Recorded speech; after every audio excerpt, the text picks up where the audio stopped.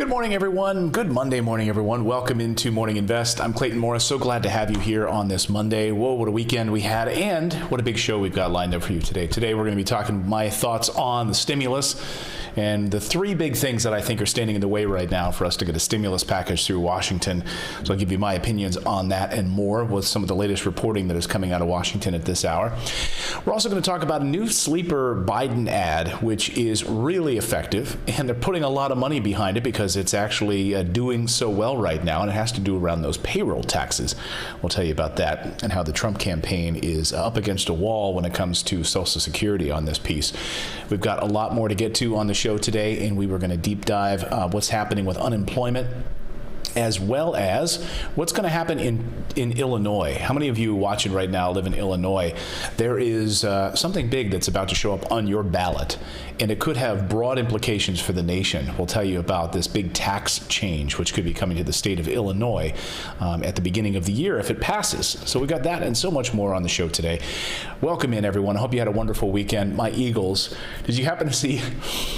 So I'm an Eagles fan, sadly, and watching the NFL yesterday, you know how they have no audience, right? There's no audience, there's nobody in the stands, and yet they somehow, they're piping in the sound effects of the audience, booing and cheering and celebration and all of that stuff.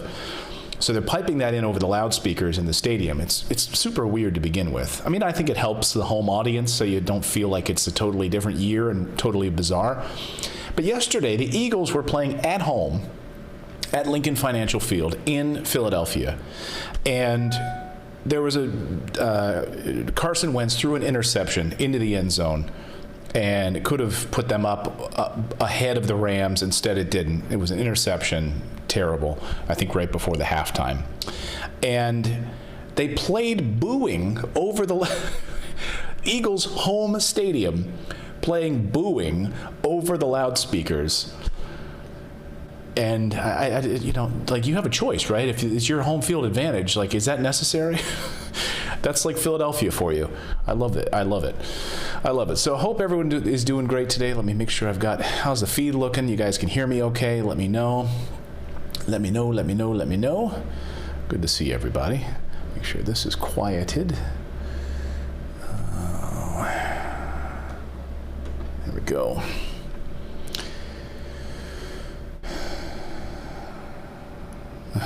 Someone says they're an Eagles fan too. Sabna? Yeah, go Rams, I guess, huh? It was pretty terrible. Eagles are bad. Hey, Grover will be here in a second. Natalie took him out for a little walk, so he'll be back in just a second. The show will start in about 6 minutes as we get everyone in, seated. Hope everyone is doing well.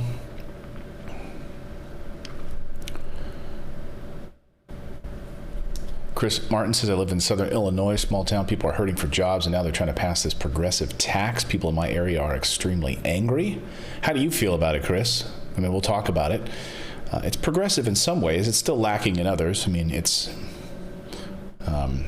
it's funny. I mean, you've had a lot of conservatives calling for this type of tax for years. So I think there is some consensus among both sides on this. Hey, Rick Huggett. Oh, hey, said, don't feel bad. I'm a Lions fan. Yeah, I see that. Yeah. So are the Lions, of the NFL teams that have never made it to a Super Bowl, let alone won a Super Bowl, the Lions right there, right? And the Browns have never made it to a Super Bowl, right? For a lot of years, it was the Eagles up until the 1980s, but they've never won up until just a few years ago. Thank you for your super chats. I hope everyone had a good weekend. Thank you so much for your super chat. Who just dropped a super chat? I appreciate that. Hope English, thank you so much for your super chat. And thank to all of our new channel members who are here as well. We appreciate that. You can become a channel member very simply, just supporting the channel, very simple to do. Just by going to morninginvest.com/join. And that's how you can become a channel member. So if you're joining us for the very first time, welcome. Subscribe to the channel. We are going to be talking about the stimulus today. We're going to be talking about the three things I think are holding it up and what could impede it permanently. We'll talk about that. We're also going to talk about one of the best lines of attack that I think there is for Vice President Biden right now against President Trump. A new election ad has been running, and it's been doing very well. Now they're going to be pouring millions of dollars behind this ad because it's resonating. So we'll look at that ad plus more. We're also going to look at unemployment. The latest on the unemployment front today and where we are on that. And all eyes on Jerome Powell, Fed chief, and Treasury Secretary Steven Mnuchin tomorrow, because they will go before Congress tomorrow. And tomorrow is a big, big day when they're going to sit down at their congressional hearing, and they are going to be pressed about additional stimulus for the U.S. economy. So that will unfold tomorrow. And then they're also meeting with the Senate Banking Committee on Thursday. They're also, Steven Mnuchin separately is going to be meeting with a congressional hearing on Wednesday. So there's going to be a whole bunch of hearings this week. We're going to get a lot of news on the stimulus front. I'm going to be looking to see what Steven Mnuchin specifically has to say about additional government stimulus right now. And especially given those jobs numbers, I want to see what Treasury Secretary is going to say, because really it's going to dictate where we're at with this negotiating process. We know what Powell's likely to say, which is we need additional stimulus. Congress needs to pass something. People are hurting. The unemployment rate is hurting. People are in dire need of this right now. So it's going to be interesting. I'm going to be watching all of that. And whether or not we're going to extend this paycheck protection program for businesses, United Airlines, American Airlines. They're about to furlough tens of thousands of workers in the next few weeks. And they are up on the chopping block.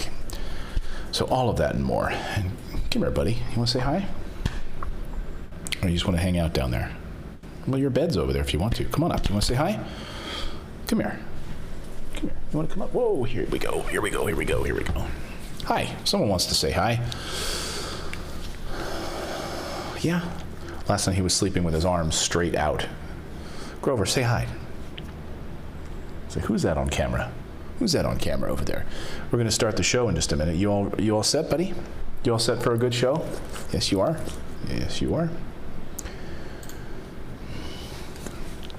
Do you want to go down? Okay. All right. Are you guys ready for fall? One more day. Fall officially starts tomorrow. I hope we get a change of season and a change of luck. I hope things can shift dramatically over the next 24 hours for us.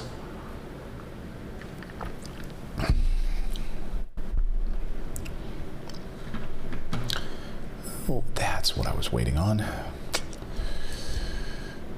I knew there was something I was missing.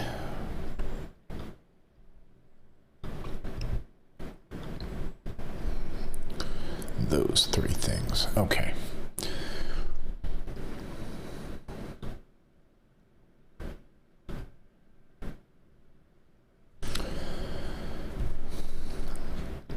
I want to take a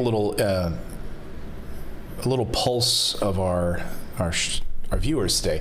Tell me in the live chat right now, how many of you think that we should hold off and wait until the next president, next Congress should choose the next Supreme Court justice? Or do you think that they should rush it through and do it right now? Let me know in the chat where you come down on this. Wait, this should be something that the next president of the United States should get to choose, or rush it through right now before Election Day. Let me know in the chat your thoughts on that. I would be very curious to hear your thoughts. Okay, that is uploaded. Did this come through? All right.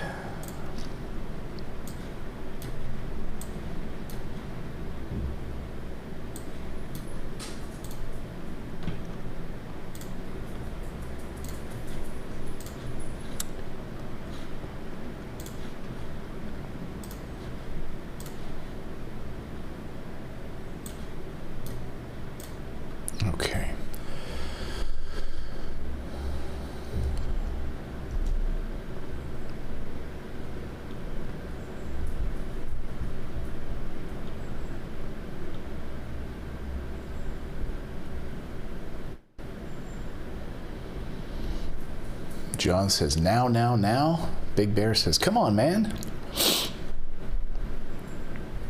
Now. Angel Baby Card says, pay our respects first. Didas Okita says, now please, we're counting on it. Wait out of respect. Wait. A lot of people saying respect. The hypocrisy is beyond. Well, I know. We're talking about Merrick Garland, his nomination under President Obama. Republicans said, no way, the next president of the United States should decide that. So that's why they held up the Merrick Garland vote. And then President Trump was able to put in his Chief Justice. Now, of course, the shoe is on the other foot. It's interesting to watch each party sort of, positioning themselves right now in all of this.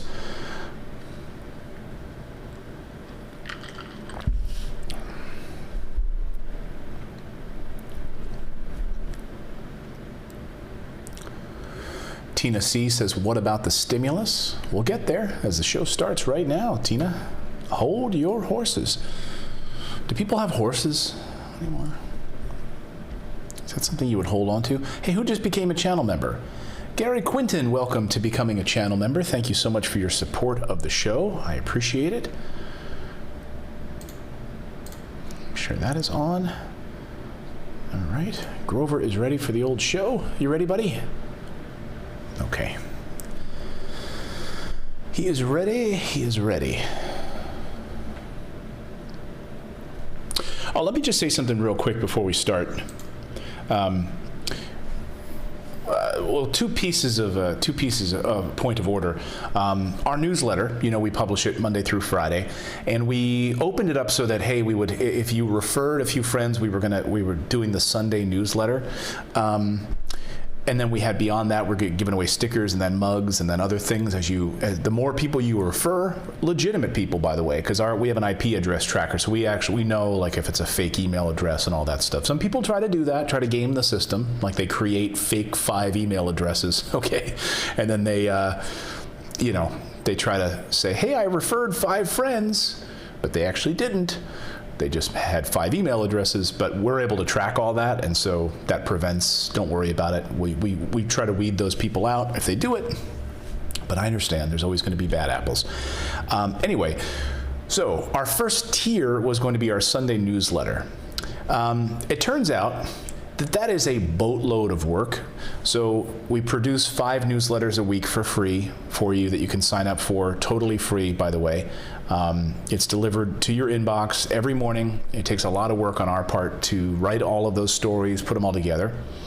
And then we also do this show every day for free also, and producing that, putting this all together, and we're doing all sorts of new things here with graphics and hiring our production staff and everything. So all of that's growing. What I realized is I need to be able to spend more time with my kids on the weekend. And for us to also be then producing a Sunday newsletter right now, as we're growing and trying to focus on this show, is not serving us. So for now, we are going to pause, just like Mitch McConnell wanted to pause the stimulus, we are going to pause doing a Sunday newsletter.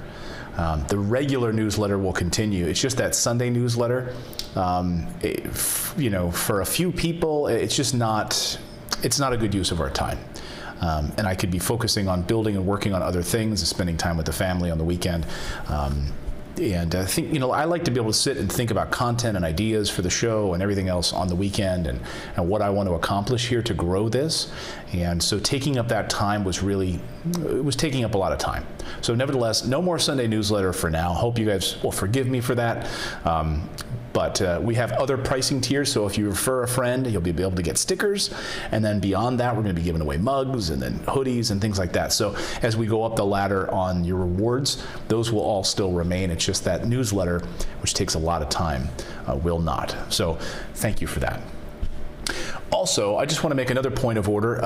I know a couple people randomly will message me and they'll say, hey, did you see that this random YouTuber said there's going to be a stimulus vote next week? Do you think it's true? I don't know who to believe. My answer is no on those kinds of questions. I worked and covered Washington and politics for almost 20 years as a news anchor and as a journalist, living across the country. I started my journalism career covering the governor of Montana for CBS News. Then I moved all around. I worked for NBC, CBS, Fox News, and spent my career covering politics in Washington and interviewing senators and congressional sources and things like that. So I trust my sources and the reporting that I follow and trust. I'm not going to respond to what other YouTubers do who have a YouTube channel, who are not journalists, who have never covered Washington. That's fine. They can do whatever they want to do. But when someone says, hey, I just saw on this other YouTube channel, there's going to be a stimulus vote on Thursday. No, there's not. No, there's not. Don't get your hopes up on any of that kind of stuff. And you don't need to send me messages about other 28-year-old YouTubers. Good for them. Good for them. But no. I just want to get that out there. So if you're watching this show and you wonder if I care about what Johnny YouTuber says, I do not. I care about what congressional sources tell me and what my reporter friends who are in the inner circle and who cover this deeply tell me. That's what I care about. So thank you for that. Just want to say that and get that out there. Okay, let's do it. Let's start the show, shall we? Another that. Grover, are you ready? I know you're ready. Okay, let's do it.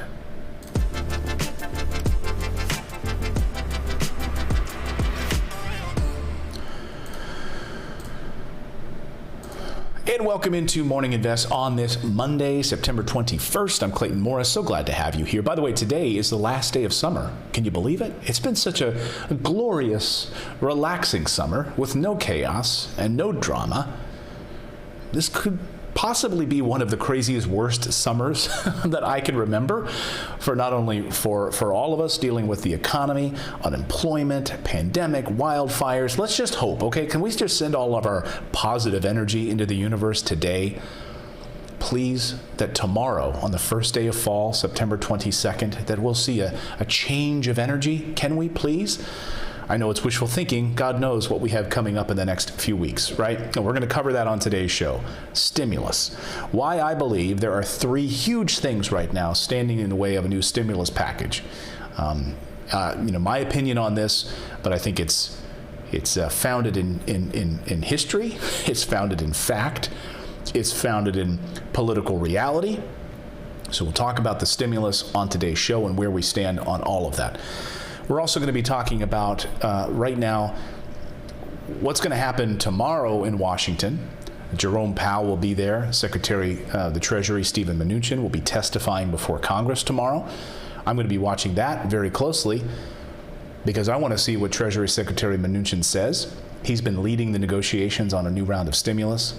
I'll be watching very closely what Jerome Powell says and whether or not we need additional stimulus from Congress. He'll be pushing for that or not. Will he say yes when asked about that from Congress?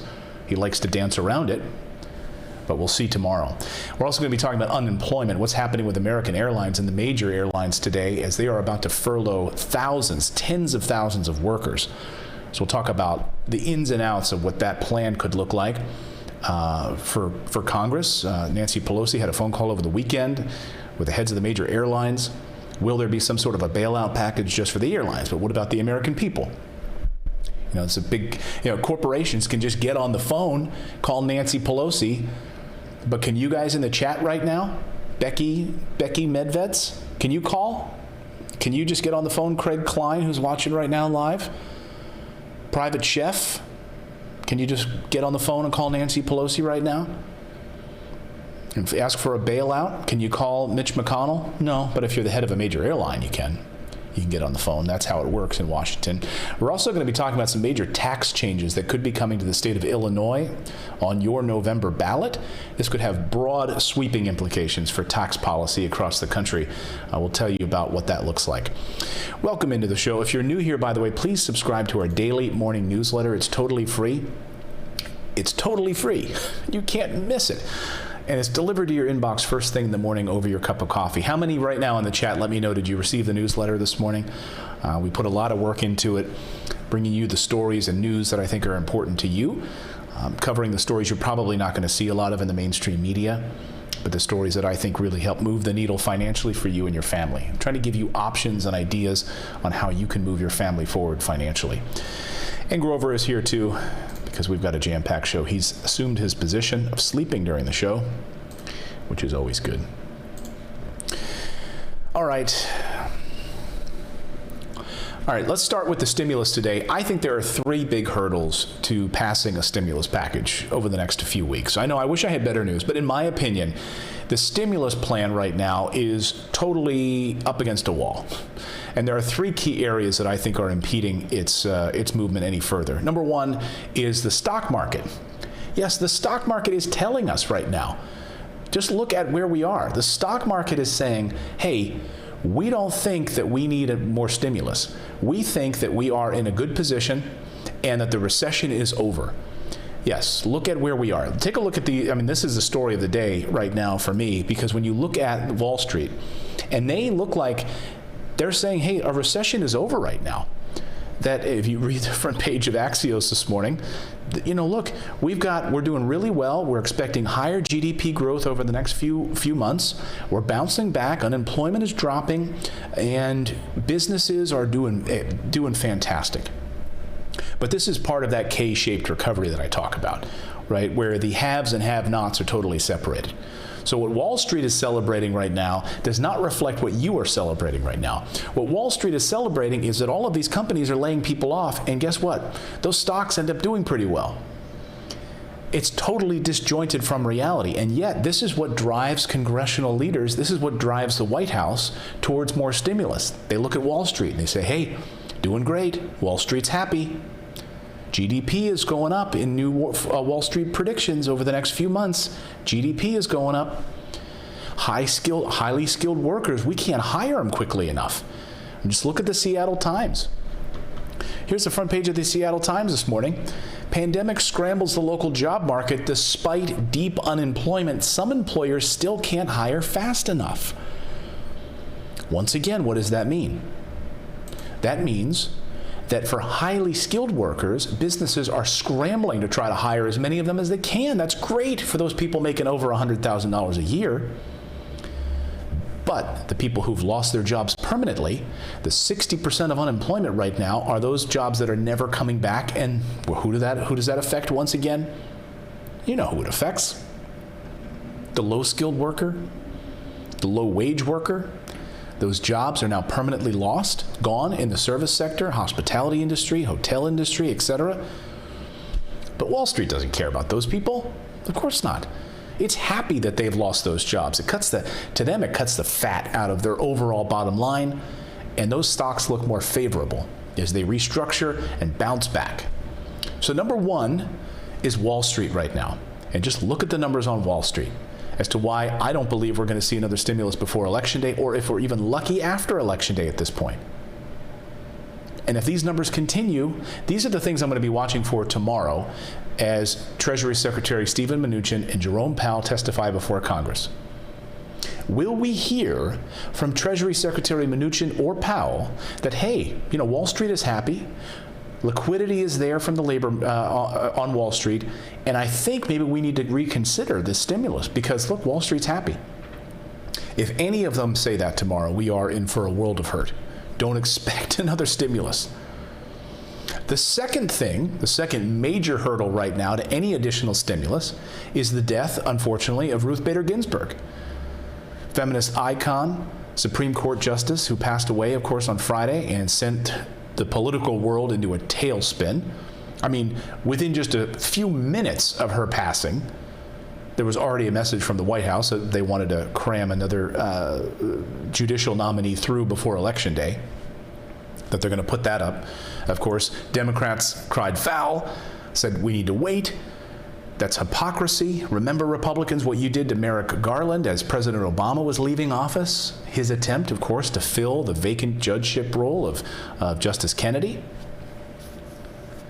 Antonin Scalia, actually. As Antonin Scalia had passed away, let's going to wait on that. And Republicans wanted to wait. That should fall under the helm of the new administration. Whoever that is, would it be Hillary Clinton or would it be President Trump? Now Democrats are saying the same thing applies here. But you've had two now senators come forward, Senator Collins and Murkowski, Republicans, women, who've said, no, we should not vote on this. We should wait. They only need two more. If there are two more votes in opposition to this on the Republican side, this will be held up, and Mitch McConnell will not be able to bring this to the fore. But stimulus. I'm sorry, but the stimulus just went from a maybe page 2 story, maybe page 1, maybe page 2, to now page 10. Or if good luck even finding it, good luck finding a stimulus story in the Wall Street Journal this morning, or any other major publication. The only reason that there's any mention of it is because of the Treasury Secretary and Jerome Powell that are going to meet tomorrow. That's it. And they're about to be grilled on whether or not we're going to have additional stimulus. That's the only reason you're going to find this story. Here's a Bloomberg story this morning. Goldman Sachs right now, Wall Street, saying, we need to, if we don't pass an additional stimulus, we're likely to downgrade our growth estimates. And we perhaps need an additional stimulus. Great. So you hear some people in Wall Street saying that. Goldman Sachs, of course. Now, will Treasury Secretary Mnuchin listen to Goldman Sachs? Of course. He's a big fan of it. A third big reason that I believe right now is impeding any kind of future stimulus is the government shutdown. So think about this, folks. We've got stock market, which is doing well, jobs numbers, which came in okay, and everyone jumped and said that's great news. You have the death of a Supreme Court justice, which now takes center stage. It is going to be one of the primary drivers of these next few weeks. And third is the government shutdown. Now, the government shutdown, of course, unless we get some sort of a bipartisan continuing resolution pushed through over the next few weeks. I mean, look, it's the 21st of September. Government shutdown in 9 days, unless we get something through. That is priority number one. And then I should even add a fourth one into this, which is the legislative calendar and the election, and everyone going on vacation on October 9th. So all of this sits in our way right now. All of this. There's going to be enormous pressure on Republicans to try to defer these incoming winners right now, for trying to put somebody right now on a ballot, trying to get pushed through a Supreme Court justice. There's going to be enormous pressure there, but then there's going to be enormous pressure from conservatives to try to get to stack the Supreme Court with a conservative woman. There's two conservative women at the top of the list, according to sources this morning. One of them is Amy Coney Barrett of Chicago. She's the early favorite in this. And Barbara Lagoa, who was viewed as easier to confirm in all of this because Democrats have already confirmed her for her federal appeals court judgeship role, 80-15 last year. So Democrats have already voted for Lagoa. Lagoa is a Cuban American, and there's pressure on President Trump to try to push a Cuban American through that might help him in Florida, win Florida. He's never met her, but he would use her as a political football, of course. And perhaps we'll see. The vote could, though, wind up being held up until after the election if Mitch McConnell has two more opposing Republican voices at this hour. Again, Susan Collins of Maine, Lisa Murkowski of Alaska have said they want to delay this vote until after the election. But right now, folks, all of these things are running out. I mean, we're going to talk about unemployment in a moment, but unemployment remains at historically high numbers, even after the recovery in recent months. As the economy reopened, the jobless rate at 8.4% only reflects those people that have actively been looking for work and found employment. It does not account for all of those permanent job losses, which sit upwards of 30 million Americans now out of work. Unemployment benefits, which have run out at the end of July, and then the president's extended executive order also now running out. You have many states like Maryland and others that couldn't even get their, there's people in Maryland who are still waiting for their unemployment benefits because the system is crap. All of these outdated computer systems. So there are going to be four key things that I'm going to be looking for tomorrow during this meeting in front of Congress, this congressional hearing. So there on the left of your screen is Jerome Powell, head of the Federal Reserve. There on the right-hand side of your screen is Treasury Secretary Steven Mnuchin. And they are meeting in front of Congress tomorrow to debate future stimulus and fiscal policy. And I think that there are a couple of big things I'm going to be looking for. There's a couple of big things. There's 4 things that I'm going to be looking for tomorrow during this meeting, and I'll bring you the updates. Don't worry, I'll bring you the updates here on the show. Sip of coffee time, sip of iced coffee time. Come on, man. Hey, Joe, just because I took a sip of coffee, shut your pie hole. So there's 4 things that I'm going to be looking for tomorrow in this congressional hearing. Number 1 is the unspent money question. Okay, you might have heard of this, you might not have heard of this. So I'm going to explain it for you. There's a lot of unspent money that's sitting there that hasn't been implemented either properly, or businesses haven't taken advantage of it because they don't know about it, et cetera. There's a whole bunch of reasons. But there's billions of dollars, $300 billion just from the federal lending programs to make sure that banks are liquid. So a lot of these banks are fine now. In fact, they're even opening up again to home equity lines of credit. I've gotten a couple of questions on my real estate podcast about that. People wondering about where they can find home equity lines of credit. So banks are starting to go back into some of those quote unquote riskier second home loan programs again, because they're fine. You know why? The Federal Reserve has been buying up all these mortgage-backed securities and corporate junk bonds, and so Wall Street's like, hey, who's what's your name, sweetheart? They're happy. But there's all of this money still sitting there, $300 billion. Then there's another $600 billion from the Main Street Lending Program. So 2 things I'm going to be watching. Did they ask about the federal money, the $300 billion, and did they ask about the Main Street Lending Program, which has $600 billion in there? Now that $600 billion is interesting because only $1.5 billion has been used. So that was meant for you as a small business owner to get a loan with the help of the federal government and local banks in order to, take care of payroll, do further investing in your business, keep your lights on. But only $1.5 billion has been used. That means there's close to $600 billion left. One of the big issues with this is that the banks don't want to take advantage of it. They think it's too risky because it requires the bank to take on a portion of the loan. So, and I get that. Look, if I'm a banker, if I own a bank and there's a business that's verging on the edge of collapse, and they come in like, hey, Clayton, can I borrow some money?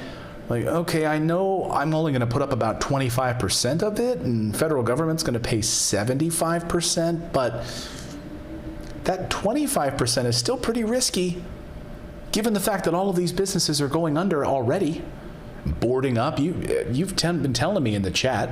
I read your comments every day. You say you drive down Main Street, you see boarded up businesses. You've had family and friends losing businesses left and right. So this is happening. And yet so many people have not taken advantage of this Main Street Lending Program at no fault of their own. It's really the banks that don't want to take on the risk. All right, so what about all that money? It's sitting there. Can we reallocate that into some sort of broader stimulus? Perhaps. We'll see. That question will hopefully come up tomorrow. The third thing I'll be looking for tomorrow during the stimulus talk is whether or not local governments will be included in this. So here is going to be the biggest issue, and I think this could blow the doors open, and I think this could lead us to getting somewhere on a stimulus, if and only if Treasury Secretary Mnuchin answers that question. When he's pressed tomorrow during this session by Congress, if he's pressed on that question, which is, Mr. Secretary, the Fed has said local governments are being hammered and we need stimulus for these local governments, state and local governments. Would the president, do you support stimulus for state and local governments, which are hemorrhaging money right now? All eyes on what the Treasury Secretary responds. I can't wait to see his response to that. And then finally, unemployment. 30 million Americans unemployed, and those unemployment benefits that have run out. weeks ago.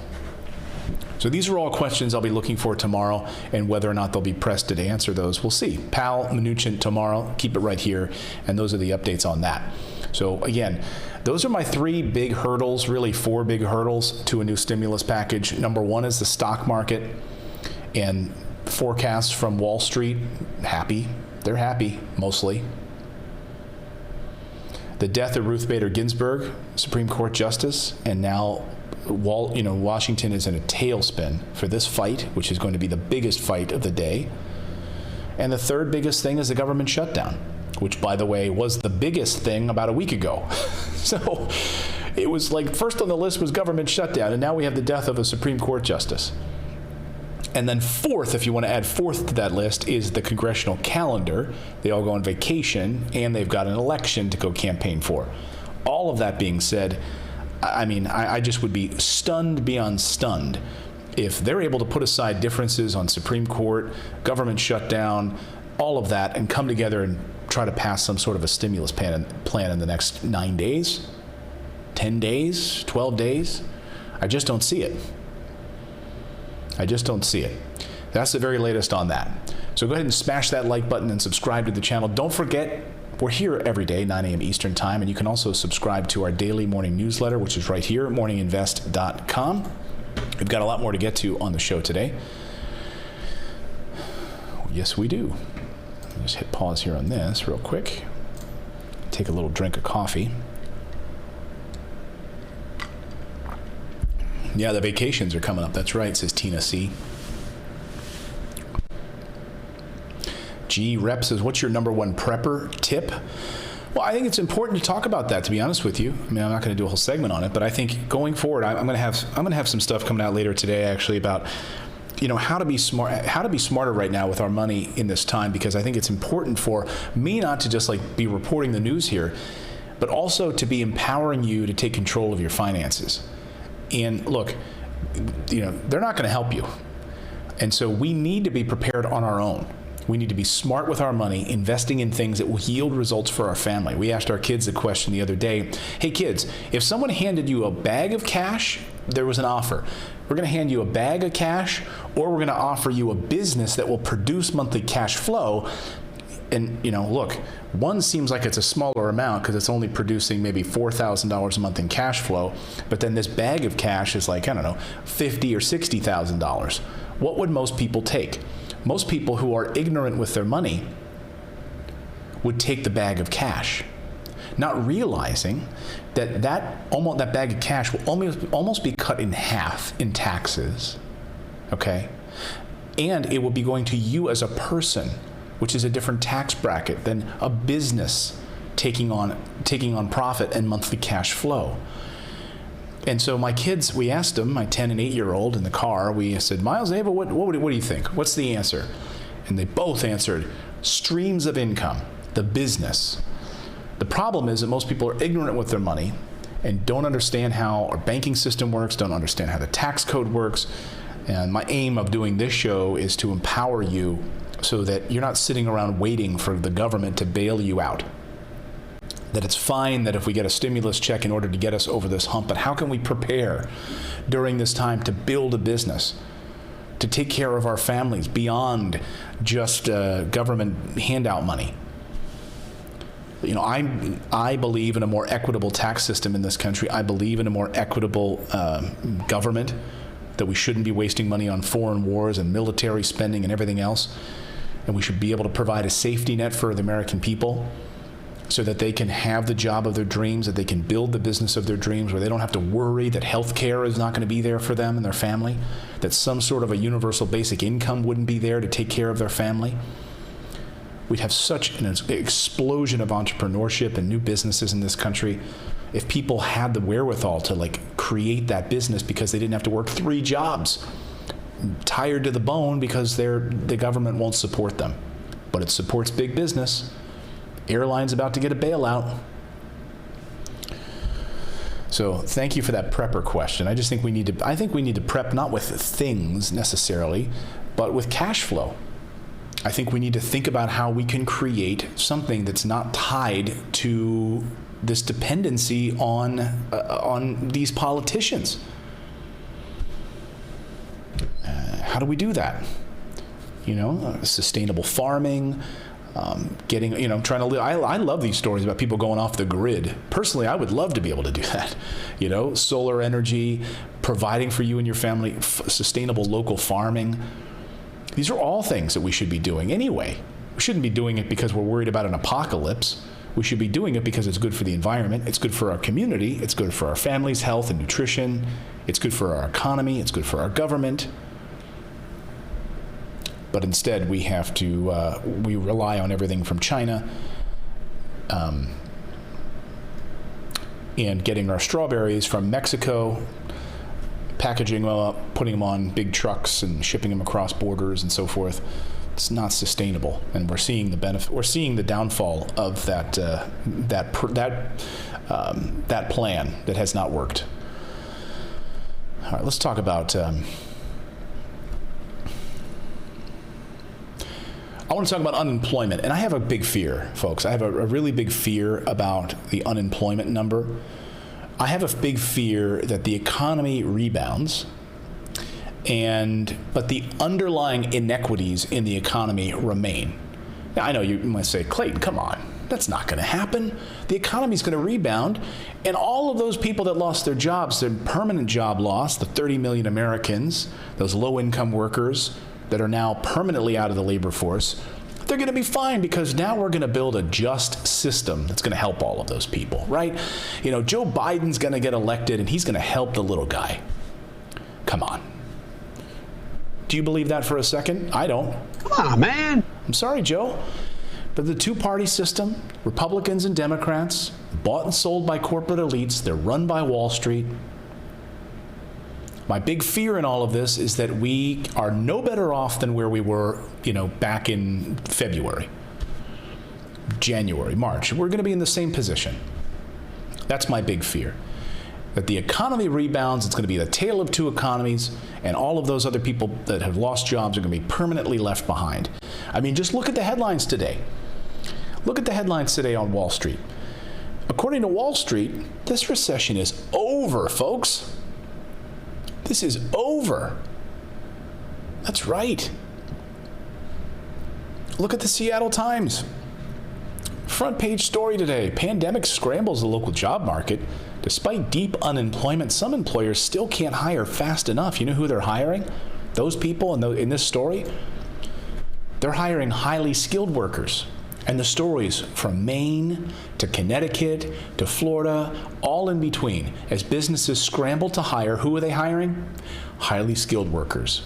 Those people that will demand a much higher salary, and the people that don't, the low-income workers, lower skilled workers, millennials, those who have not had a lot of experience in the labor force, are left holding the bag.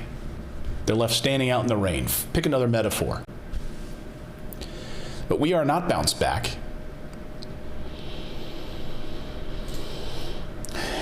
And we now have these jobless benefits that continue to decline. So look at the latest numbers this morning on this jobless front. Look where we were as these jobless benefits from the Treasury Department and where they were being handed out. May, of course, we saw a huge spike at the end of April and into May. But now look at these jobless benefits, which are drying up because the stimulus has all but dried up. We don't have these unemployment benefits anymore.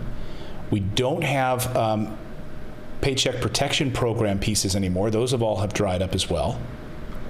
And on top of that now, we have massive furloughs which are about to happen.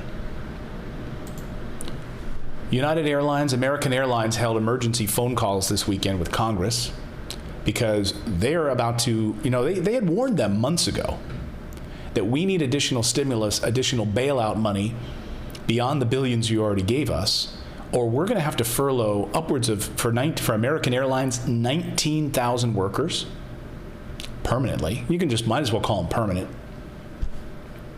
36,000 over at Southwest Airlines. 36,000 people who work for the airlines. And these aren't pilots, mostly. I mean, these are the people that handle baggage. It's the low-income workers who are going to be hit the hardest. 19,000 jobs at American Airlines. Flight attendants, I mean, the list goes on and on. But guess what? Who's happy about it? Wall Street. Because Wall Street says, guess what? This recession is over. It's the tale of two economies once again, folks.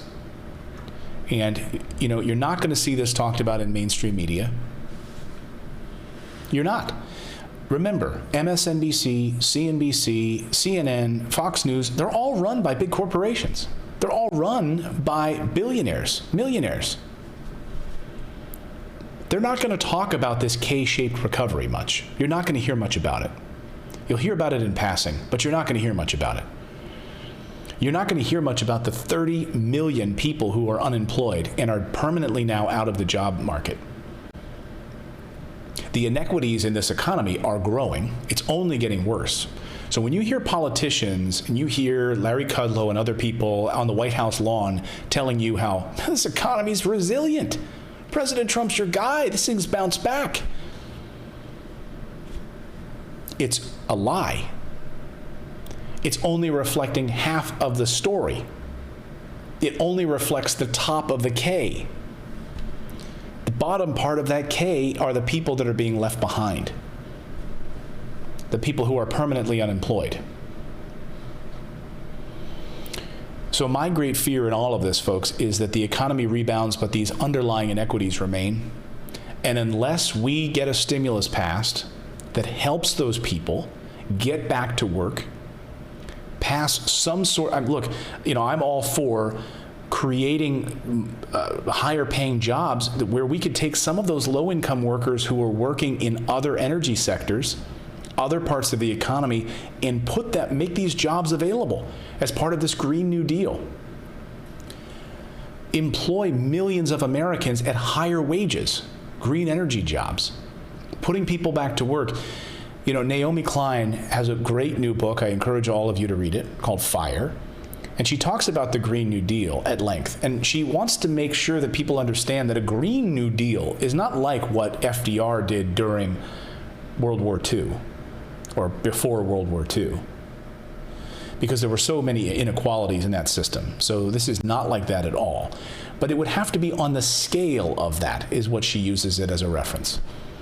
Creating green energy jobs that help the economy, but also bring higher employment, higher wages. Help our, getting us off of fracking, getting us off of dependency on foreign oil. Put people back to work.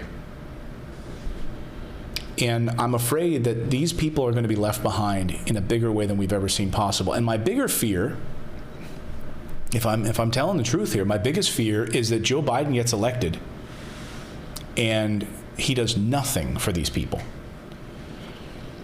There's no talk of universal health care. Who those people, how are they going to get health care? If they're out of a job, they have no health care. There's no universal health care being talked about by either party. Joe Biden gets elected, and there's no plan in place for passing any form of extended unemployment. There's no big infrastructure plan that's going to put these people back to work. We're talking about outdated old ideas that are just bought and sold by corporate elites. Benefits Wall Street once again. I mean, you see the people that Joe Biden's surrounding himself right now with on his foreign policy team. There's outrage among progressives about it. We're going to continue our dependency on foreign oil. Joe Biden last week said, no, I'm not going to get rid of fracking yet. No, really? We're going to continue to increase our military budget. We're going to continue to spend money there, but we're not going to put money towards schools, employment programs, public education. Think about it. If someone who's lost their job has an opportunity to become one of these highly skilled workers through free public education, free public college, has health care in place, can become a useful member of society. Instead, they're out of work, at home, have no job, and the only job they might be able to get is a low-income job with no health benefits. And it's a perpetual cycle. So folks, when you hear this story, when you see headlines like this, I mean, I was laughing. I mean, the story is interesting because Felix Salmon's writing here. He's saying that this is what Wall Street is saying, that the recession is over. But he's making the point in the article that, unemployment is still massively high, but Wall Street is rewarding this unemployment. As I'm reading the chat right now, Duwa PLV says homelessness in Florida keeps rising. Lazy Eye, I'm not talking about public education for elementary school and high school. I'm talking about public college. Why are our kids who want to become social workers or teachers saddled with $20,000, $30,000, $40,000 in debt? You go to Europe, go to other countries where they have better universities than the United States, by a landslide, by the way, by a landslide, and it's free. Look at Denmark, look at Norway. Yes, they pay more in taxes, but guess what? They have a better quality of life, and people don't leave. Young people in Norway, the reason it's so competitive there is they don't leave. People in Norway, the young kids, they go to university and yes, they stay there, even though it's freezing, okay? By the way, I want to visit Norway someday. I've always dreamed of it. To watch that system in place. It's incredibly competitive. Wages are high, the people stay, they go to free public college in Norway, and they stay in the country.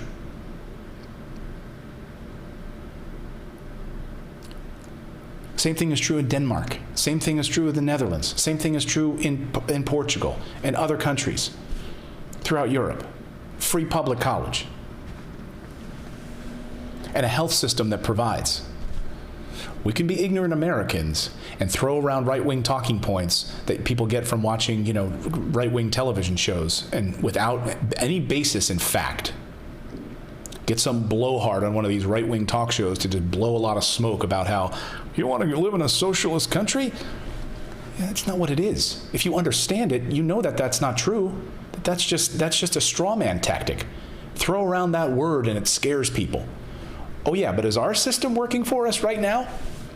Is 30 million people without health care and unemployed working for us right now with a military budget that just increased by 20%? And oh, by the way, President Trump says he wants to increase it again. He was just speaking this weekend. He wants to increase it by another $1 trillion over a number of years. Really? So we can continue to go to foreign wars and blow up people and have people back home in the United States with no health care and no education, saddled with massive student loans. That our system is working for us? Look around. It's working for some people. It's working for the wealthiest of us, but it's not working for the rest of us. Let me know in the chat your thoughts about this. Please smash that like button if you like this video. Smash it. Take out your anger on that like button and subscribe to our channel if you're not already a subscriber. This is the only financial show, I believe, talks about these progressive ideas, talks about the inequities in our economy, talks about, understanding wealth from the 99% of us, not the 1%. If you want lies from the mainstream media, you can watch that all day. You're not going to get that here. I'm not bought and sold by big corporations. I'll tell you my feelings on it because, I have a conscience, okay? That's how I feel about it. Yes, I'm an entrepreneur, but I believe in the inequities in our system have gone on for long enough, and they need to change. So smash that like button and subscribe. We're going to talk in a moment here about some of the big tax changes that I think are a harbinger of things to come for our existing tax code in this country. If Illinois has its way, we're going to tell you what's going on in Illinois. Bixby Girl, thank you for smashing that like button. Thank you everyone for your super chats today. Who left a super chat? Larry Russell says, I've been here from the start and I'm proud of how much this show has grown. Thank you so much, Larry. I appreciate it. How many original OGs are here? Let me know. How many people have been here for since February, March or so, who've been watching the show? We have a great group of people who join us every morning, 9 a.m. Eastern time. And it's been a real treat to have the show grow. This morning I was talking with my wife about it. We were over coffee and just saying where I want this show to go. I'll bring you in on a little sidebar conversation with my wife and I this morning, which was about where I want this show to go and what I think about where we can go with this show. I believe we have an opportunity here to not only educate my audience about what's going on in the financial world, covering the stories that you're not going to see in the mainstream media, or if they are covered in the mainstream media, I'm going to contextualize them so that you realize how it's being spun to you. That's my goal. I want to empower you to take control of your personal finances. Look, you are up against $1 million television commercials every day. If you watch, raise your hand right now in the chat. Tell me, when is the last time you saw some sort of an ad on television for like Fidelity or Charles Schwab or one of those where it's like, we help you plan your retirement. We've helped this family grow over the years. We've seen them grow as a family. We've helped them with their retirement planning. Blah, blah, blah, blah, blah, right? It's all garbage. You're not helping them with their retirement. The fact that they're having to wait till they have gray hair and they're in their 70s to figure out whether or not they could do, they're one of my favorite commercials. It's ridiculous. Sorry, I'm getting fired up here, but it's one of my favorite financial commercials. And what I'm trying to do is help you see this crap, okay? You're watching TV. By the way, you're watching like the World Series, which was when I saw this ad. I was watching the World Series last year, and this ad was on there. And I thought, oh, they can spend millions of dollars with this ad to try to get you to watch or come work with them as a financial advisor. And the commercial had like a retired couple. They were clearly, you could tell they even had like painted gray hair, and they were in the office of their financial advisor. And he's like looking down at the paper, and he goes, and he looks to the couple, and they're sitting there holding hands like, can we? Now, that's sad, number one, that you'd be in your 60s wondering if like this financial advisor managed to get you to a retirement heaven. You're putting your hands in someone else's hands, or you're putting your future in someone else's hands. Come on, man. Come on, man. Exactly, Joe. But so many people do. So anyway, this couple's sitting there. They're holding hands, and they're wondering whether or not they're going to be able to do their dream that they've had in retirement. And the financial advisor looks up at them and says, I think we're going to be able to do it. And they both look at each other, and like the wife hits the husband kind of like, did you hear that? Because I guess now he's elderly, he can't hear. So this is like this ageist thing too. Like they're in their 60s or 70s, and now they're wondering that they can actually do something with their lives. They've worked their whole life, and they have to wait now, so they get like 4 years before they die to like live out their life on a boat with their grandkids. That's what the dream was, by the way, that they could buy a boat now that they're in their 70s and take their grandkids fishing on a lake. And it cuts to a shot of this little girl on the boat with her grandparents going, Grandpa, Grandma, look. And it shows her like jump in the water or something, or she's fishing or whatever. I don't remember what it was, or water skiing or something. And they like look at each other like, we did it. Great. So now I've got 5 years left before I die. Thanks, Charles Schwab. Thanks, Fidelity, whoever. That's the lie that we are sold about our financial system. We're told that, hey, just hand your future over to some financial advisor that you're going to pay tens of thousands of dollars to in fees that are hidden, by the way, and you don't even know where they are, hidden in your 401k, hidden in whatever retirement account you set up with, these crooks on Wall Street. They don't care about you. The reason that they spend millions of dollars on these television commercials is because they know they're going to make 10 times that amount in fees managing your money. Most of these financial advisors don't have any money. They don't. They don't invest in the smart things that actually could build them wealth, like real estate, gold, silver, etc. Buying businesses. None of these people have a business, by the way. Most of them don't. They work for somebody else. They're not entrepreneurs. They don't know how to build streams of cash flow. They're simply hoping that you're too stupid and you're waiting till the end of your life and you're investing in the stock market the whole time, making Wall Street wealthy. They are Wall Street. They want you to invest in them. They want you to pay them their fees for putting your money in Wall Street. This is the kind of stuff you're not going to see on CNBC. I will eat another house plant if you ever see a segment on CNBC, which is bought and sold by Wall Street, where they have somebody on there talking about how you should never invest in Wall Street because it's all a bunch of crooks who just take money from fees, hidden fees that they don't even tell you about, to manage your money. Oh, buying Wall Street stocks. If you see that segment, then I'll stop doing the show. But until that point, you're being lied to, and you're up against millions of dollars in television ads every day that tell you to invest in Wall Street, that tell you to pay financial advisors to manage your money. And oh, by the way, how many of these financial advisors are really wealthy? They're not. They're 25-year-old kids who don't know what the heck they're doing. I interviewed a financial advisor, and he told me, there's a reason why financial advisors don't tell you to invest in real estate. Do you know why? How many people here watching right now can answer me? Why do financial advisors who work for a firm like Charles Schwab, Fidelity, et cetera, et cetera, et cetera, they don't tell you to invest in real estate, like to buy a property, renovate it, cash flow it with a tenant in that property? Why will a financial advisor, most of them, almost all of them, won't tell you to do that? If you call up a financial advisor at one of these firms and ask them, hey, I'd like to invest in real estate, do you think they're going to guide you to do that, or are they going to guide you to invest in stocks? Can anybody answer me this question? Tell me why in the chat right now, why they will not encourage you to invest in real estate. Can anyone tell me? Can anyone tell me? Let me see.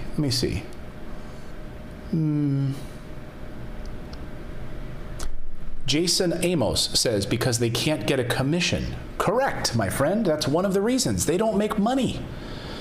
If you go and buy a rental property, there's no middleman. You own the property. You own a house. And a tenant lives in the house. Now you're helping the economy. You're providing a great place for someone to live. The tenant is happy because they have a great house to come home to. They're paying a fair rent. And guess what? No one's making money in between that. So no financial advisor on Wall Street is making money off of your money. They don't tell you to do this. So a financial advisor I interviewed one time said, oh yeah, and he invests in real estate. He's like, I got out of that racket because what I was telling people to do on the phone was a lie. I was basically steering them away from what I knew could produce monthly cash flow and buying performing assets, and instead driving them over to high fee mutual funds and stocks where I would make money as a financial advisor. He said, I felt dirty about it. That's why when you watch these big television commercials, they make all of this money. They can afford to put a television commercial during the World Series. Why?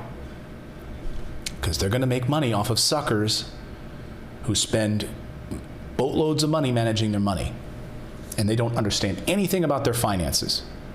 I can't tell you how many doctors and lawyers who are otherwise really intelligent people who are terrible with their money. I've talked to who've worked with our company to invest in real estate. I've talked to doctors, a neurosurgeon, one of the top neurosurgeons on the East Coast, by the way. He's like, I have some stocks. I just have some stocks. That's it. My financial advisor just tells me to invest in stocks. Oh yeah? It's because you're a millionaire neurosurgeon, and that financial advisor is making millions or making thousands of dollars a month off of you. Don't fall for it. That's why you watch this show. That's the education I'm hoping to bring more to you on this show, not just reporting the news, but contextualizing what I see, these inequities in this economy, empowering you to take control of your finances, to get out of this rat race, build a business, help your family, and stop being kicked around by Wall Street elites and corporate greedy monsters. That's what this show is all about. So that's a little discussion I had with my wife as to where I want this channel to go. I hope you like it. Let me know. Smash that like button if you like it. Do this if you don't like that. If you want to remain ignorant, smash the down like button, the dislike button. If you want to learn, then smash the like button.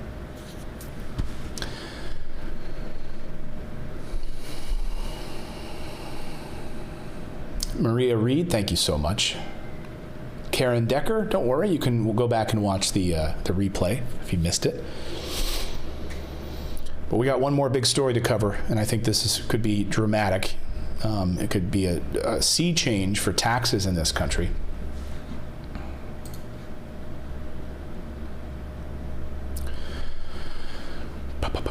Take a drink here real quick. A little iced coffee. What are you guys drinking this morning?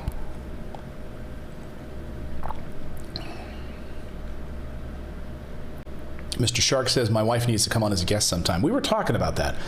We got to figure out the microphone setup though. Unfortunately, she's in the same room as me. We have to have a different microphone setup because otherwise her microphone would pick up my audio as a whole. It's not as easy as it sounds. So we are working on that. Thank you though for that question. Thank you, Mary Roble. Indiana loves me. I appreciate that. Thank you so much. Thank you guys.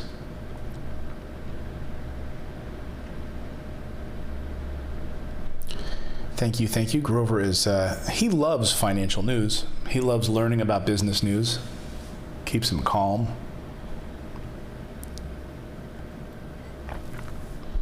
See, cash flow is what's able for me to pay for his kibble. Because I own a business, because I own rental properties, because I have passive income from multiple different sources that I've created, and I teach other people how to do that, and some that are very simple to start with very low overhead, almost zero to start. I mentioned this before, but anyone who wants to check out, I have a website I started building last year, about a year and a half ago, called justbuildwealth.com. It's a financial empowerment website. To go check it out if you want to. And I've got a bunch of articles on there, one of which is how to start a blog from the ground up, a website, how to come up with an idea, how to get hosting, really cheap hosting. It's like $2 a month for hosting. Come up with an idea, build a business. That's how you can really start to, make a change. You got to put some hard work into it over the next 4, 5, 6 months, but then it can start producing thousands of dollars a month in passive income for you. You can do that. I know you can. You have something you're passionate about, do it from home. And that's just one way. There's so many ways, but I teach you how to do that on that channel or on that website, justbuildwealth.com. If you're interested, no pressure, go check it out. Angela Baby Card says, I want to invest in Grover brand doggy treats. That's a good idea. That's a good idea. All right.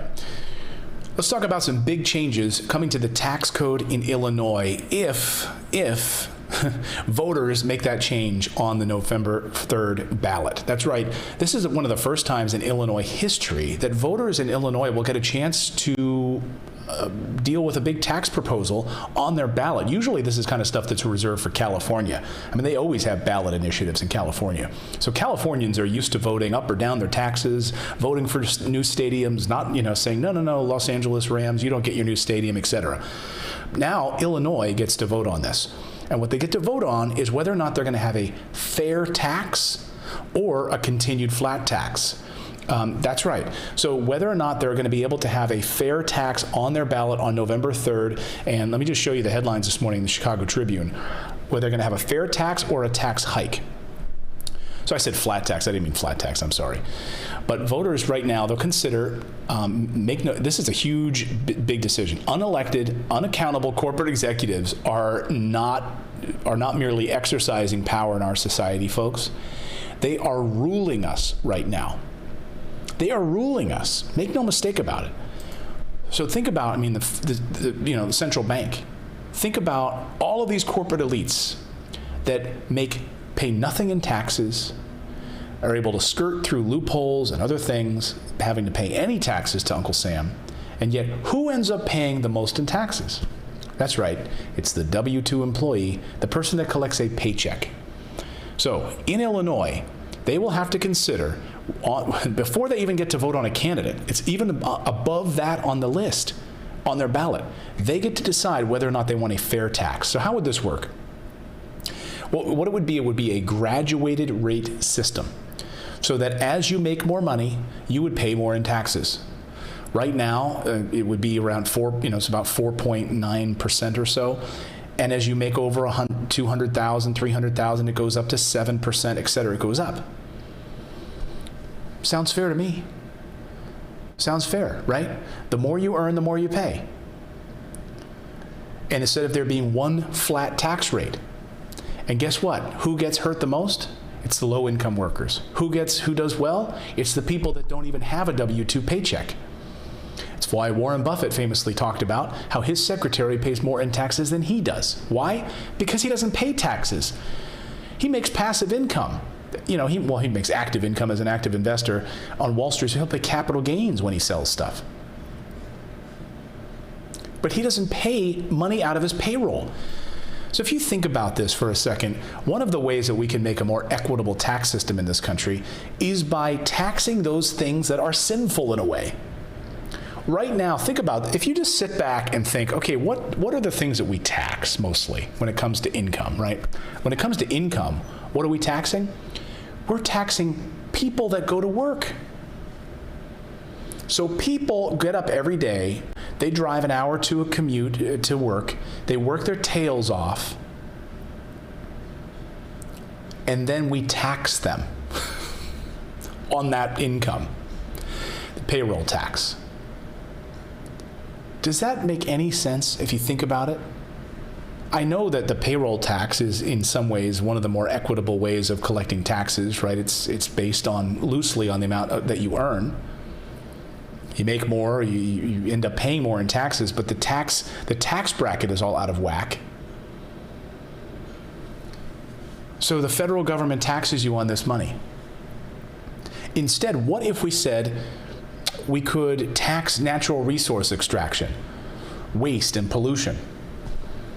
So it would encourage businesses to be smarter with the way in which they produce goods and services in this country. They're going to pay more in taxes if they pollute. They'll pay more in taxes if they extract natural resources in the wrong way. So instead of income and payroll, what if we switch to this more equitable tax system? But beyond that, that's not even on the ballot. That's just a dream of mine. That's, beyond just a fair tax is this idea that we would also then start to tax those things more heavily, convert businesses away from that type of behavior, add it to a Green New Deal, this idea of a fair tax system that would, penalize those types of sinful approaches to business. Instead of, they get to dump stuff in riverways, look the other way, and then pay a small fine if they get caught.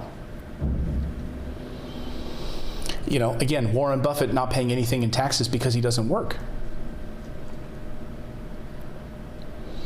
Most of our current tax system is currently wildly unjust. It's riddled with loopholes, subsidies, all kinds of dodges for corporations and the super rich. And the fact that Amazon pays nothing in taxes, but you might say, that's great, but they create so many jobs. That's great. But our overall tax system burdens those low-income workers more than any other tax bracket.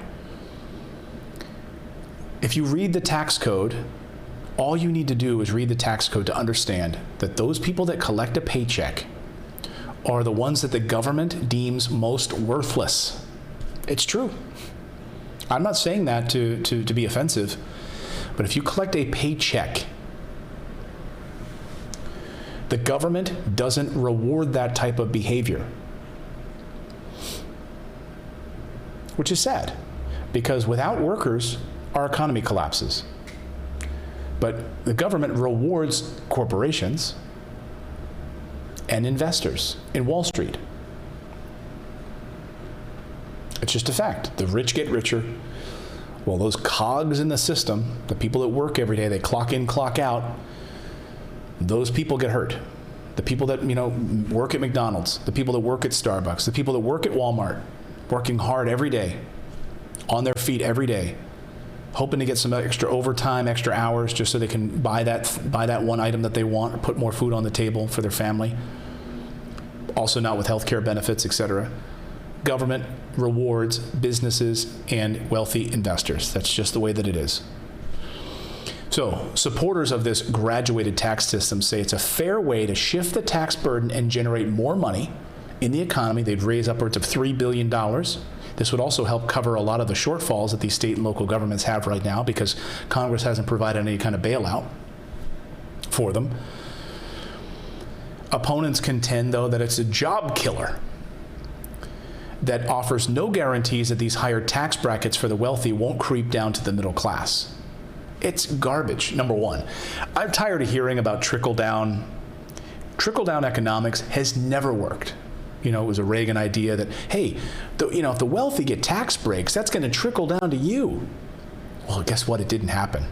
It's never happened, and it won't happen. So this idea that because they're going to then, we're worried that the middle class are going to start to pay more because this is going to creep down, makes no sense.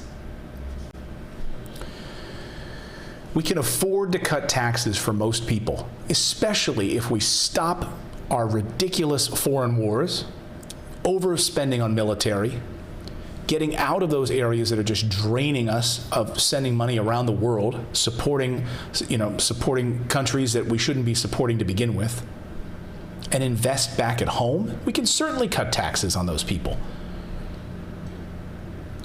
Then we can cut them even more when we get rid of all of this additional spending. What if we rewarded small and socially conscious businesses? We don't right now. In fact, small businesses really don't have much of a leg to stand on.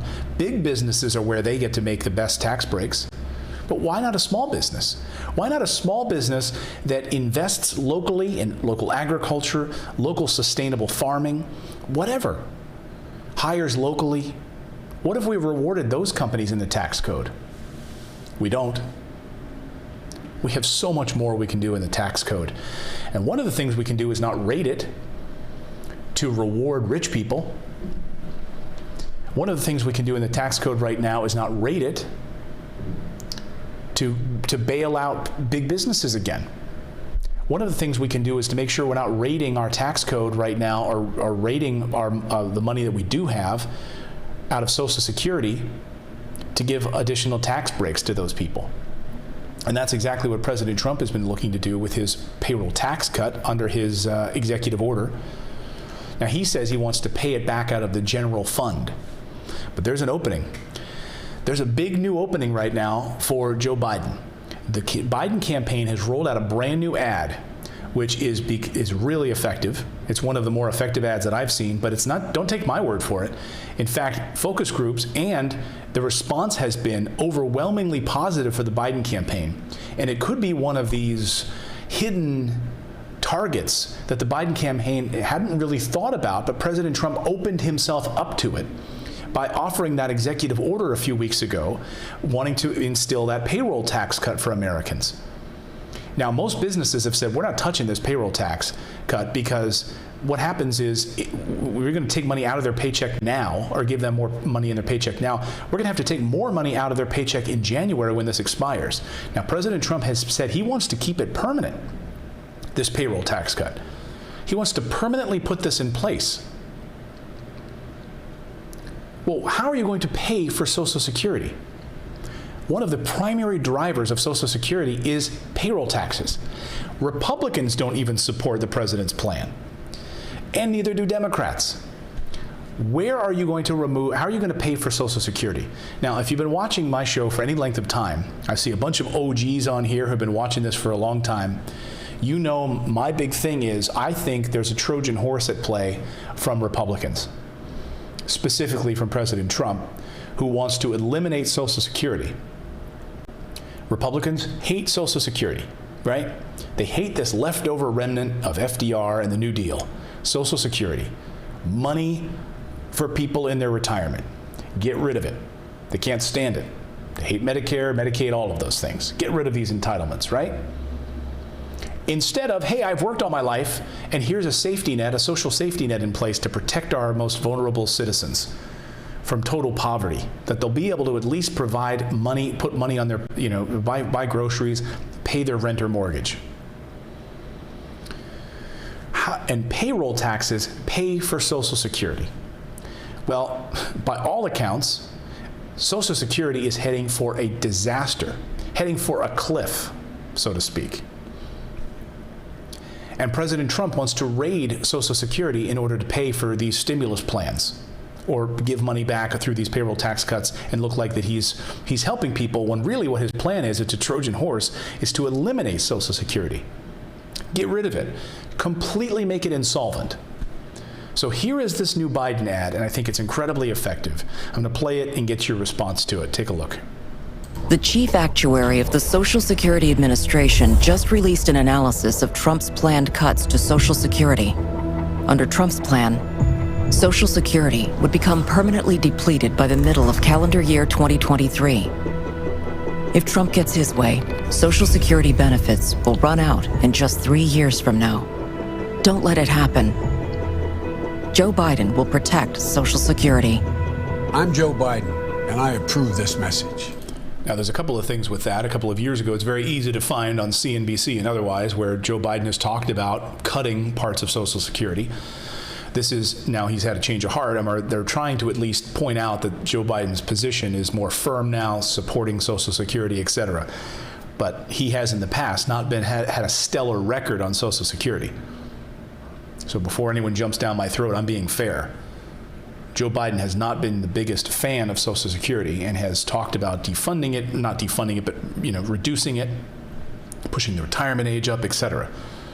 So he's not Social Security's biggest friend. Let's go on the record with that.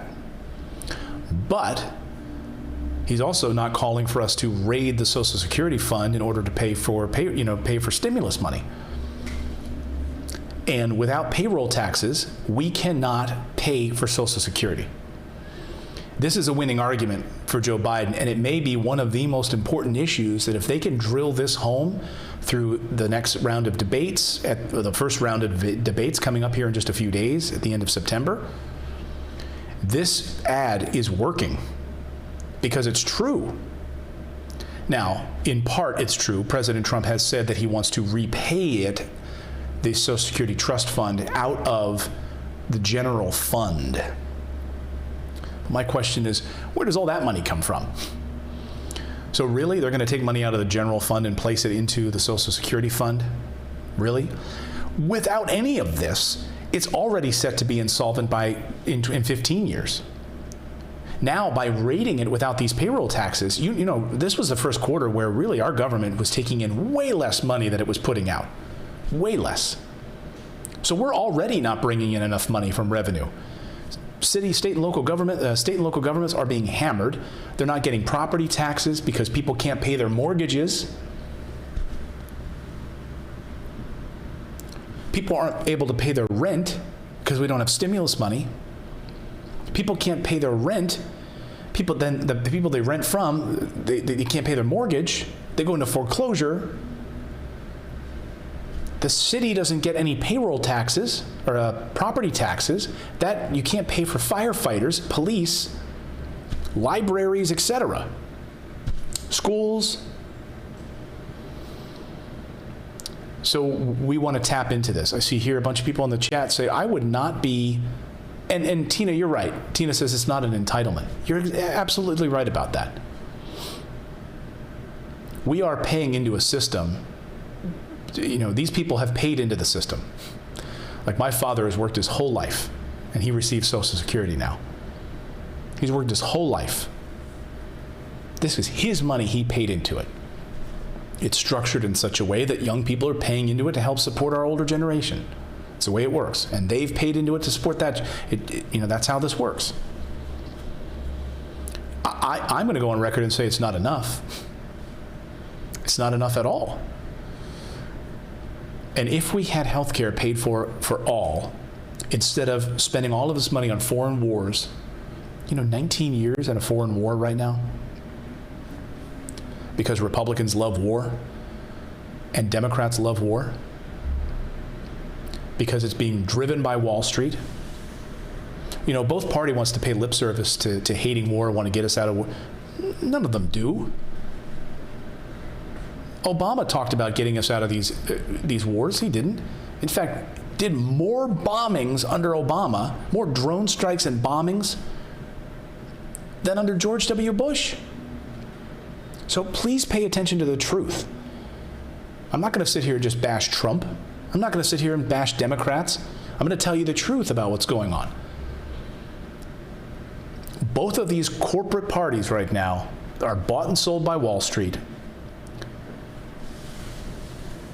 And I would be stunned that this is why we need these people who are winning right now, who are starting to make a change, these people who are rising up, this younger generation who is saying enough is enough. We've seen it. Every 4 years, we go through these periods where you have these progressive candidates like Bernie Sanders who do really well in the primary, and then the corporate elites come in, they smash them, and we end up with a candidate like Joe Biden.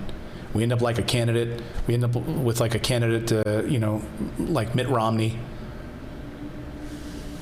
And then these third-party voices get pushed out, the ones that want to rattle the cage, that want to upend the apple cart,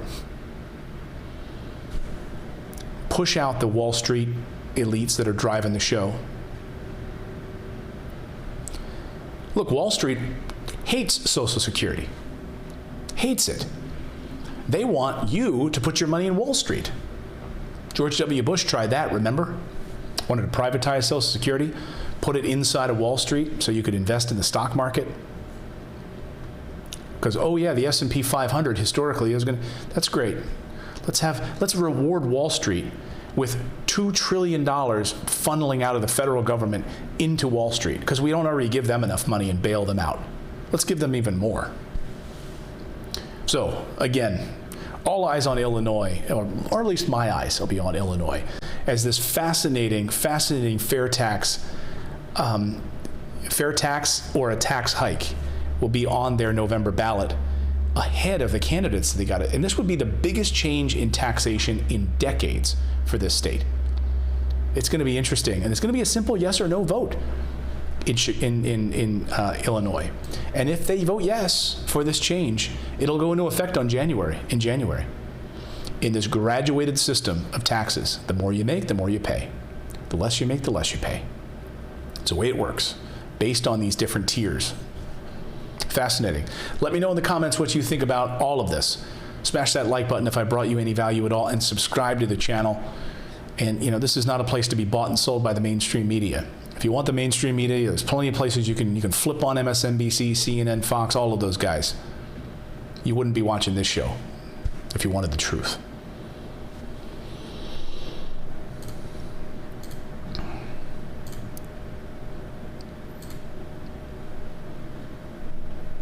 If you want to subscribe to our daily morning newsletter, we've got 4,200 people watching right now. Can all of you, right now, let's see if we can crash the website again, shall we? This was fun. We crashed the website last time, 2 weeks ago when we tried this. All 4,200 of you right now, go over and see if you can sign up for our free newsletter. It's totally free, no obligation. It's just free. You get free, great news delivered to your inbox every morning over your coffee. It'll take you 5 minutes to read it. We write it with a lot of humor. Grover approves a lot of the stories in it. He's super excited. But go over to the website right now and see if you can crash the website and sign up. Helen Lutz says being a channel member doesn't help. What are you talking about, Helen?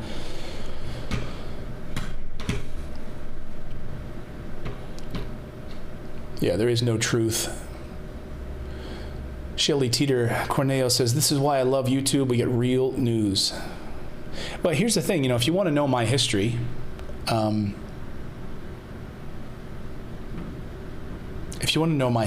I used to work in the mainstream media, so I understand how it works. I retired in 2017 from the mainstream media. Okay, I was a news anchor at Fox News Channel, And when I was on that show, no one ever told me what to say. I said what I felt from my heart, and the questions I would ask would come from my heart.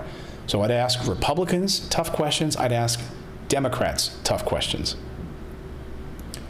But when you're a part of a larger machine, you don't even really get to cover a lot of the stories you might like to cover, right? Like all the stories I covered on the show today, if I pitched those stories probably in any kind of an editorial meeting, like, hey, can we cover this on the show? Maybe we would have gotten like that fair tax story on the show. That might have been a story we might have covered. But again, now I get to drive the news myself. I get to pick the stories that I think are important. I worked at CBS, I worked at NBC. I worked all over the country in different newsrooms as a reporter and anchor.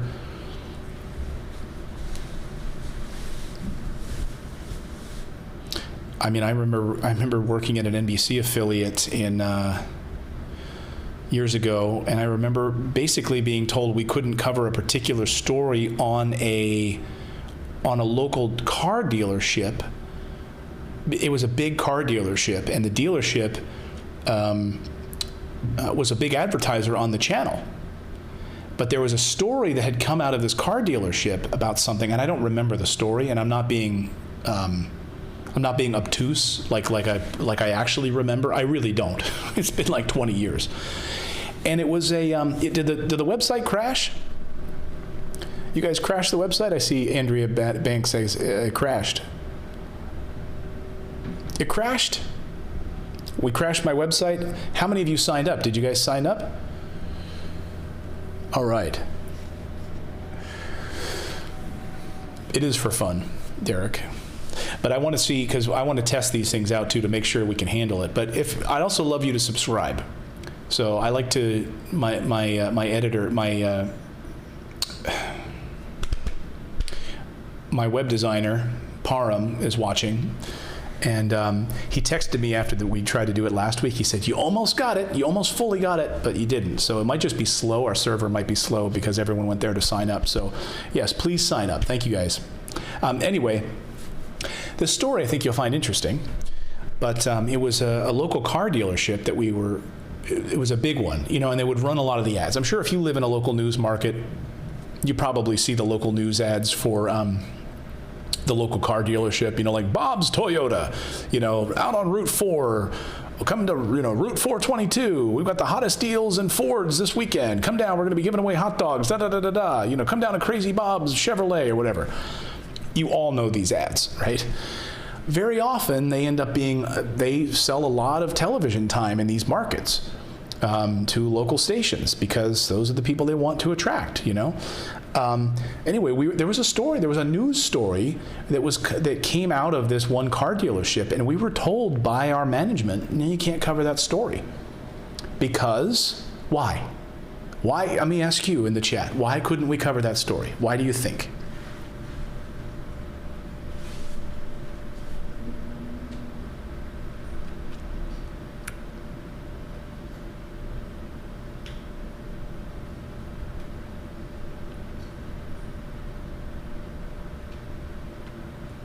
How many of you can answer that question? I'm just curious.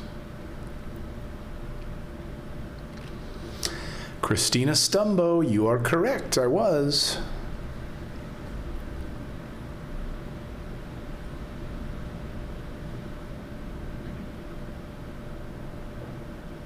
Carrie Farrell says, I no longer watch Fox News. I switched to Morning Invest. Boom. You want real news? Come here. There's a lot of great people and there's great journalists that work at Fox News, but I have no agenda. I have no corporate agenda, okay? I will cover the stories that I think matter to the American people, the stories that I think where you're being lied to by the mainstream media. So the answer is money and advertising, exactly. So the head of the station made a lot of money from advertising from the local car dealership. They found out about the story and they basically said, hey, if you run that story, we will not be advertising on your channel anymore. which was a huge source of revenue. Now, I understand the pickle that the general manager was in, because now he's gonna say, oh my God, if we lose this advertising, like, we are a quote-unquote local news station under the guise of being a fair, like, we're covering the journalist side of things, we're covering the stories that matter to you, right? I always love this crappy, oh, give me a break. Sorry, I'm going off on a tangent. I know I'm way late on the show today, and I just keep talking, but that's why I love doing this show. I love doing this show. Sorry, got a little choked up. And I'm so thankful that you guys let me do this show. I understand the pickle that he's in, right?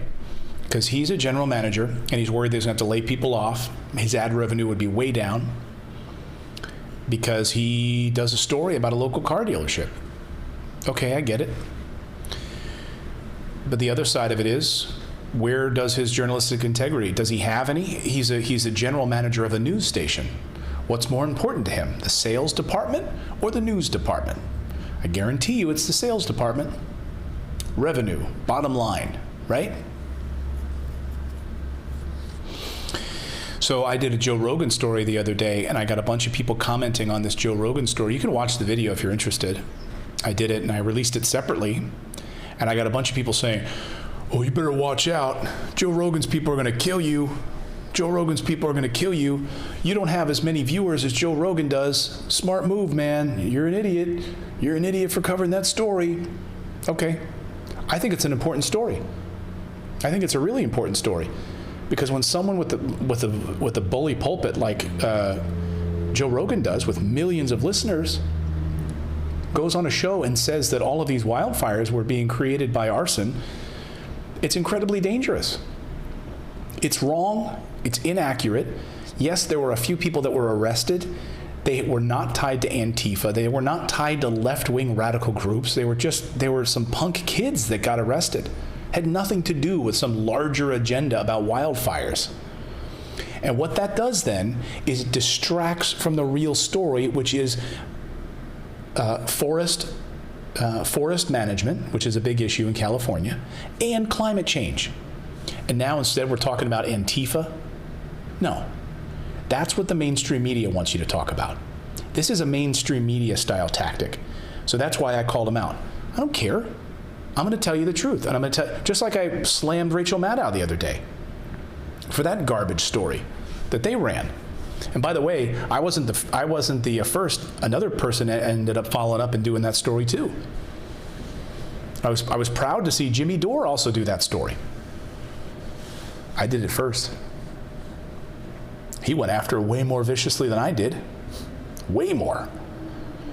Featuring all of those pictures of those cages that the Obama administration created on the immigration story. You see, those big corporations, MSNBC, all of these big news stations are all bought and sold.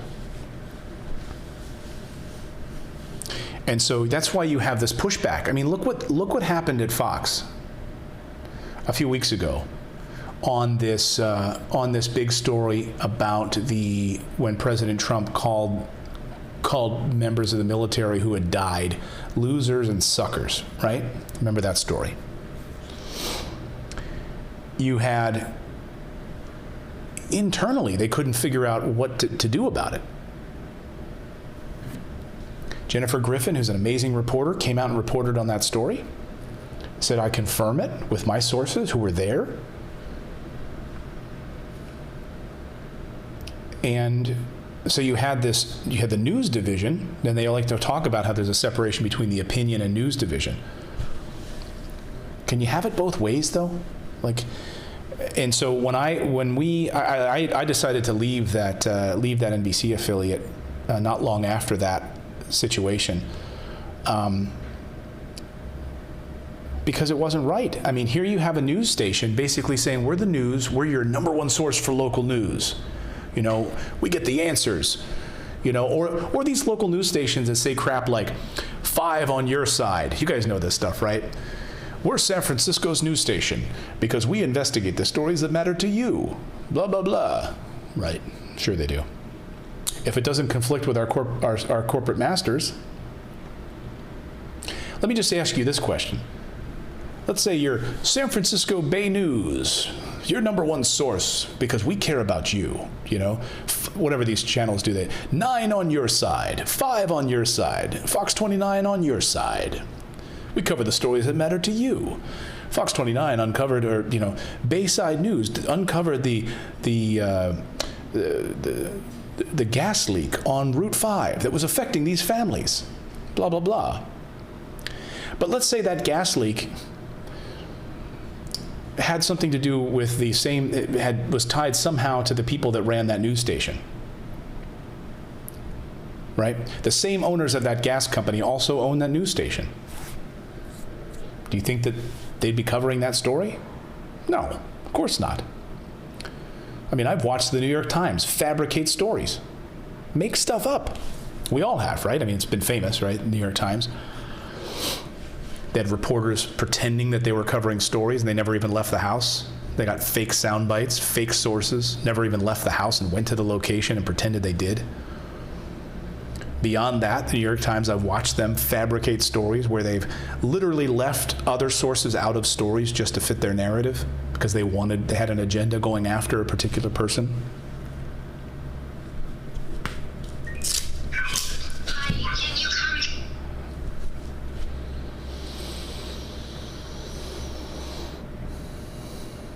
That's my wife asking me to help with groceries. So I guess I better go do it. Because I keep going on. And by the way, Joe Rogan, I think he is a good guy. I've interviewed him. I like that he covers stories on his show that no one else will. So let me go back to Joe for a second. And I want to give him props right now. Because shortly after we covered that story, later in the afternoon, he came out and apologized. He came out on Twitter. Maybe he'll talk about it on his show, I don't know. But he came out and apologized and said, I'm sorry. I read one story and turns out it was false and it's been debunked and I should have done more research on it before I just came out and said it. Now some of you said, oh, well, some people here on my chat said, yeah, but that's just because the liberal mob got to him. No, Joe doesn't care about that. That wasn't it at all. How about the truth got to him? And he came out and apologized. So good for him. You don't hear the mainstream media doing that often. You won't hear, I have not seen a retraction from the Rachel Maddow show. But I'll watch. I'll watch tonight, Monday night, to see if she issues a retraction about all of those images used that were from the Obama administration. They were the ones that built those cages. Now, I know we can get into discussions about how these families were separated and whether they were put there for safety reasons, et cetera, but nevertheless, they built them. And it was reported as if the Trump administration built them. They didn't. So I don't care if it's Republicans or Democrats, you gotta get the truth. Open your eyes. Don't just read Facebook crap from your uncle who, is a big Trump supporter. Don't read stuff from your aunt who's a huge Democrat and always shares stuff that's fake about Trump. Get the truth. And that's what I hope to be able to bring you on this show every day. Every day. 9 a.m. Eastern time. So much love to all of you. I better go grab the groceries or I'm going to be in trouble. Much love to all of you. Grover says goodbye. He's not saying much of anything. But much love to all of you. I will see you bright and early tomorrow at 9 a.m. Eastern time. Thank you so much for signing up for our newsletter. You'll get that before the show starts every morning. And we will see you next time, everyone. Come on, man.